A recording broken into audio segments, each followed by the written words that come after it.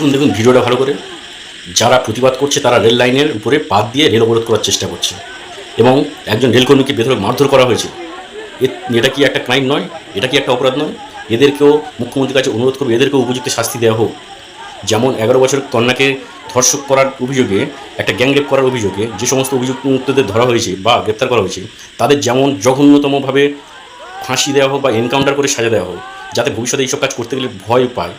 তেমনই এই যারা প্রতিবাদের নামে রেলের উপরে লোহার পাত ফেলে দিয়ে রেল অবরোধ করার চেষ্টা করছে, তা এবং রেলকর্মীকে মারধর করার চেষ্টা করছে, সরকারি সম্পত্তি নষ্ট করার চেষ্টা করছে, তাদের উপযুক্ত শাস্তি দেওয়া হোক। এমন শাস্তি দেওয়া হোক যাতে ভবিষ্যতে প্রতিবাদের নামে এই রকম সরকারি সম্পত্তি নষ্ট এবং সরকারি কর্মীদের উপর মারধর করা, এগুলো যেন বন্ধ হয়। মাননীয় শুভেন্দু অধিকারী অনুরোধ করবো, শুভেন্দু অধিকারী মহাশয়কে অনুরোধ করবো, এদের জঘন্যতম শাস্তি দেওয়া হোক এবং যারা মেয়েটিকে রেপ করেছে তাদের উপযুক্ত শাস্তি দেওয়া হোক। তার সাথে সাথে যারা এই প্রতিবাদের নামে জঘন্যতম কাজ করেছে তাদের এমন শাস্তি দেওয়া হোক যাতে প্রতিবাদ করার নামে সরকারি সম্পত্তি নষ্ট এবং রেলকর্মীকে মারধর না করে।